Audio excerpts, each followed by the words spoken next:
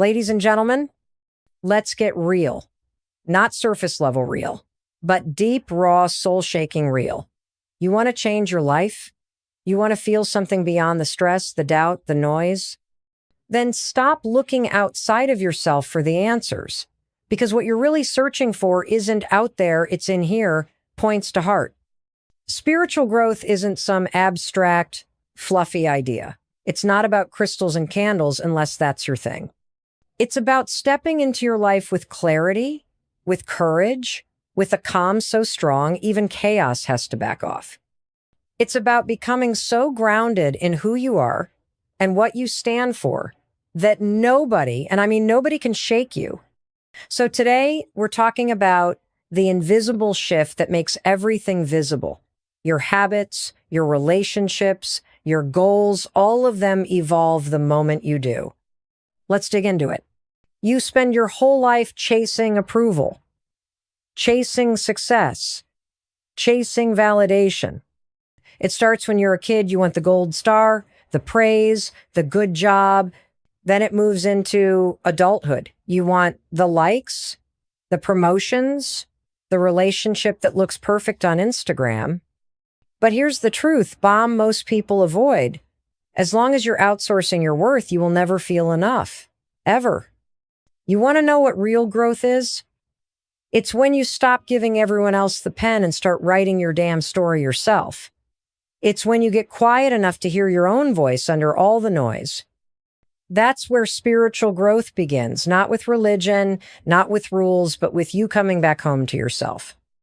Now, I know what some of you are thinking. Spiritual growth? That sounds too soft, too slow, too woo-woo. But let me challenge you with this. How's the hustle working out for you so far? How's chasing goals without grounding? How's trying to be everything to everyone while ignoring your own soul? Let me be clear. I love ambition. I love drive. But it means nothing if it's coming from a place of insecurity. Real power? It doesn't come from proving anything. It comes from knowing you already have nothing to prove. That shift from proving to knowing is the essence of spiritual growth. And it's not some mystical process that takes 20 years on a mountain in silence. It's choosing today to stop betraying yourself for the sake of acceptance. It's waking up and saying, what do I believe? What do I value? What makes me feel alive? And when you ask those questions, really ask them, your world begins to change. Because here's the other ugly truth. The reason you're exhausted, anxious, maybe even angry is because you've been living out of alignment. You've been living for their approval instead of your peace. And when you do that long enough, you don't even recognize yourself in the mirror anymore. That numbness you're feeling, that burnout, it's your soul waving a red flag. But the beautiful thing about pain is that it wakes you up. Pain is not punishment. Pain is the flashlight that says, hey, you've wandered too far from who you really are. And the second you stop running from it and start listening to it, the healing begins. And let's talk about healing for a second. Healing isn't about being positive all the time. It's not about journaling your way out of real trauma. It's about finally telling yourself the truth about the parts of you that feel broken, the parts that are scared, and yes, the parts that are still holding on to things you should have let go of years ago. When you stop outsourcing your worth, you stop asking others to complete you. You stop needing their approval like oxygen. And guess what happens then? You start making decisions based on faith instead of fear. You start honoring your boundaries. You stop over-explaining, overworking, overgiving. Why? Because when you know your worth, you stop offering discounts. That's when people start to notice something's different. You're calmer. You're focused. You're no longer reactive. You're not chasing anymore. You're choosing. And that's the ultimate power shift. Look, life will always be noisy. The world will always try to tell you who to be. But when you grow spiritually, you stop taking direction from chaos. You start living from the inside out, not the outside in.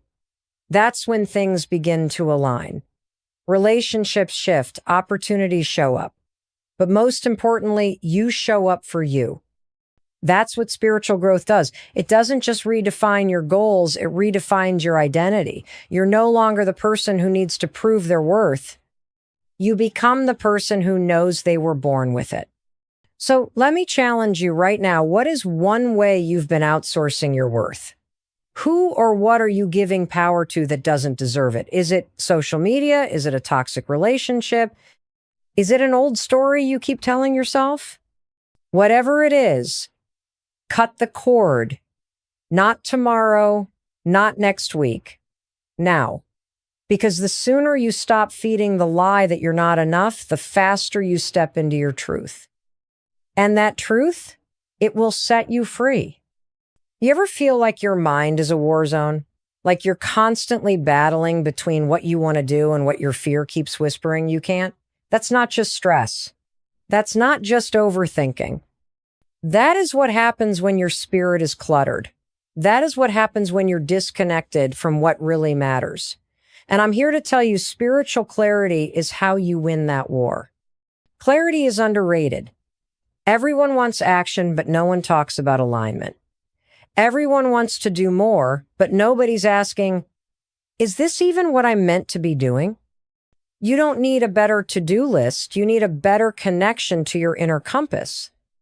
Because when you grow spiritually, you stop chasing every shiny thing. You stop saying yes to everything out of guilt or fear. You don't just react to life, you respond with intention. And let me tell you, when you learn to lead yourself from clarity instead of chaos, you become unstoppable. You know that tight feeling in your chest, the one that shows up every time you're about to say yes to something your gut is screaming no to. That's not anxiety, that's your intuition being suffocated. But most people don't listen to it. Why? Because we're taught to trust everything except ourselves. We're taught to look for answers in people, in podcasts, in posts, but not inside.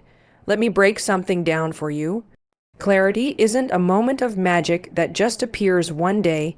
It's a muscle, and you build that muscle by asking yourself the hard questions and sitting in the silence long enough to hear the answers. It's uncomfortable at first, especially if you're used to numbing out or distracting yourself with busyness, but guess what? That silence, that stillness, it's sacred. That's where the truth lies. Now, I'm not saying clarity makes everything easy. Life will still throw crap your way. People will still misunderstand you. You'll still have days when doubt creeps in. But when you have spiritual clarity, you don't collapse. You recalibrate. You remember who the hell you are. You stop operating from fear. You stop trying to please everyone. And here's the kicker: you start attracting better situations, better people, better opportunities. Not because the world changed, but because you did. Because your energy is now clean. And people can feel that. You ever meet someone and just feel calm around them, like they're not trying too hard, they're not trying to prove anything, they're just solid. That's clarity, that's alignment, that's someone who's done the inner work, and that can be you. You don't need to read 100 books. You don't need to go on a 10-day retreat in the mountains. You need to get honest about what you want, about what you believe, about what you're tired of pretending is okay. Start simple. Start by asking, what would it look like to live a life that's true to me? What would I need to let go of? Who would I need to stop performing for? What truth have I been avoiding? And when those answers start coming up, don't run, don't numb, don't argue with them, sit with them, let them break you open if they need to. Because breaking open isn't the end, it's the beginning. It's the beginning of a life built on something real. When you're spiritually clear, you're not just reacting to life, you're co-creating it. You stop settling, you stop second guessing, you stop needing someone else to tell you you're on the right path because you know you are. Let's stop glamorizing burnout. Let's stop idolizing the grind if the grind is disconnecting you from yourself. If the hustle is costing you your peace, it's too damn expensive. Clarity brings peace, and peace isn't passive, it's powerful. When you're clear, your no becomes stronger, your yes becomes freer, your time becomes sacred. You become magnetic, not because you're doing more, but because you're finally aligned. And here's the truth: clarity doesn't come from thinking more.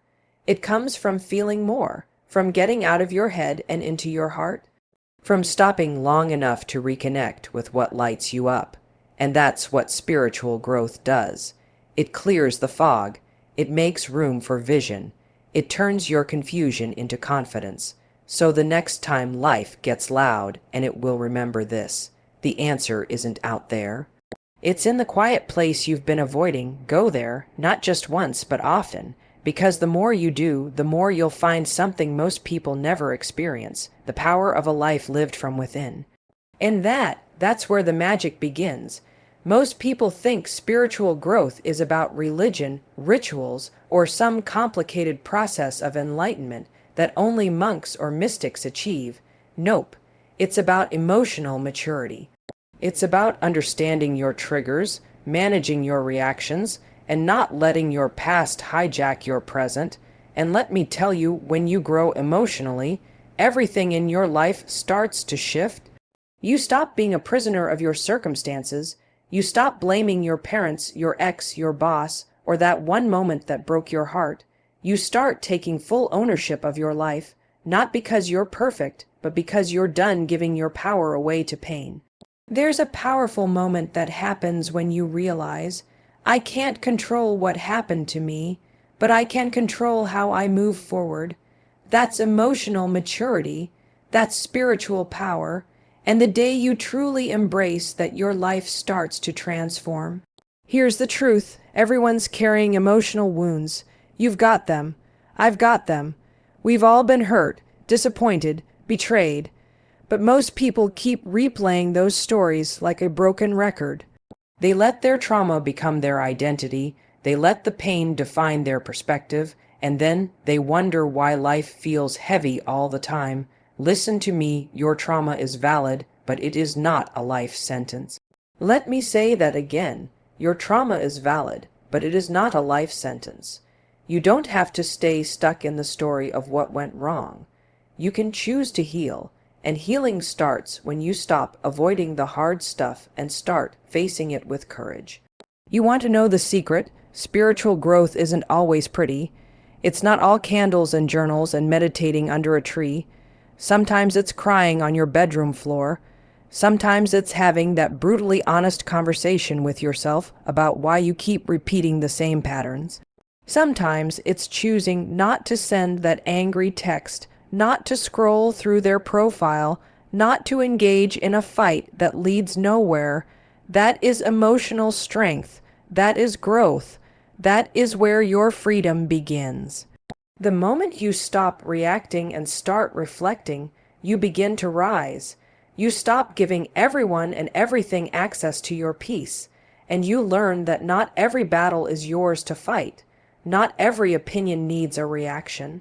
Not every hurt requires revenge. Some things just need to be released for you, not for them. It's in those quiet moments of choosing peace over drama, love over ego, growth over comfort, that you become who you're meant to be. That's how you change your life. Let's talk about boundaries, because that's another huge part of emotional maturity.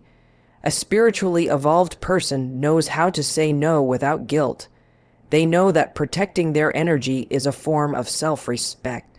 They don't over-explain, they don't over-apologize, they don't shrink themselves to fit into places they've outgrown. If you're constantly drained, constantly on edge, constantly trying to fix other people, that's not compassion, that's codependency. And it will destroy you. You've got to stop abandoning yourself to keep the peace. That's not peace, that's self-betrayal. And the people who love you, the real ones, they will respect your growth. They'll support your boundaries. They'll celebrate your healing even if it means you're changing, especially if it means you're changing. Because here's the reality: when you grow emotionally, you outgrow relationships, jobs, habits, sometimes even whole versions of yourself. That's okay. That's part of the process. You're not supposed to stay the same. You're supposed to evolve. And yeah, it's lonely sometimes, but don't confuse loneliness with being lost. You're not lost, you're transitioning. And the new version of you, they're going to need solitude to form. They're going to need silence to hear what's next. They're going to need space to become strong.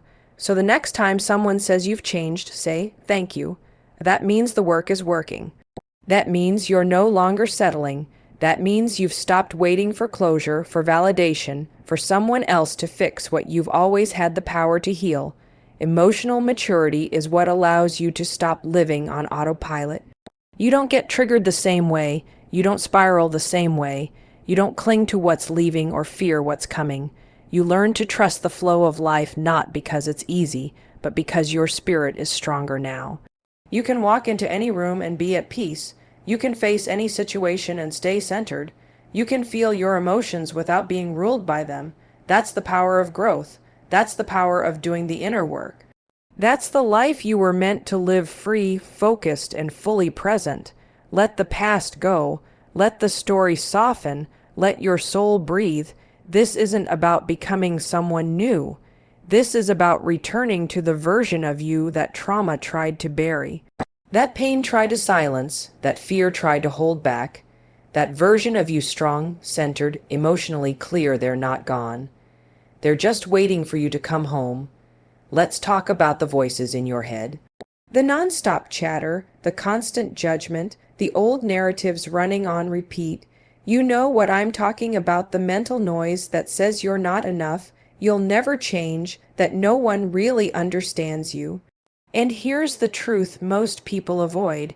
If you don't master your inner dialogue, it will master you. Spiritual growth isn't just about meditation or rituals, it's about awareness. It's about realizing that you are not your thoughts. You are the observer of your thoughts, and if you never stop to notice what you're saying to yourself all day long, you're not living, you're surviving, you're reacting, you're sleepwalking through your own life. I want you to pause and really think about this. If a friend talked to you the way your inner critic does, would you keep them in your life? No, you'd run. So why do you tolerate it from yourself? You see, most of the time, we're not even fighting other people, we're fighting ourselves. We're fighting old programming, childhood beliefs, past shame, voices we picked up from parents, teachers, bullies, exes, and we made them our own.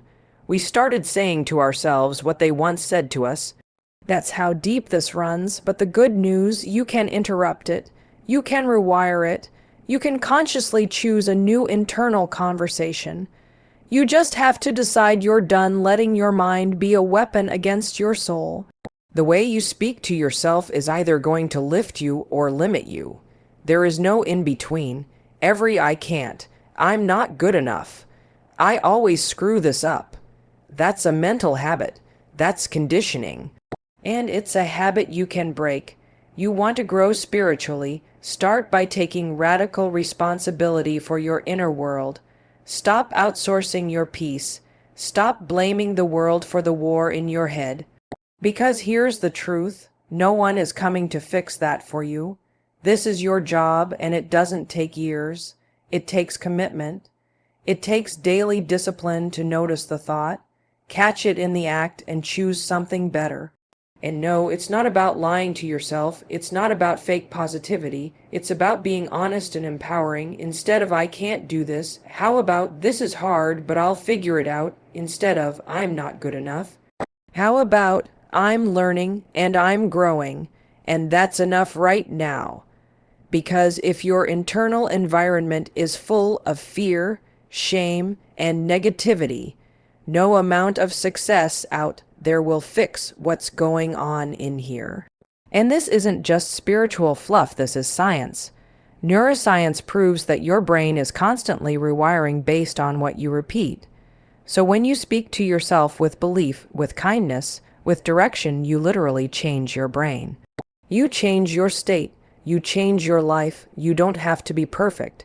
You just have to be aware. That's where power starts. The moment you catch the pattern and choose something better, you win. Maybe not instantly, maybe not visibly, but you're shifting your identity, one thought at a time. I'm going to tell you something nobody else will. If you keep feeding the voice of doubt, it will always be louder than your potential. But if you choose to interrupt it, if you consistently say, "That's not me anymore," the voice weakens. You reclaim your power. You stop living like a victim of your mind. This is the missing link for most people.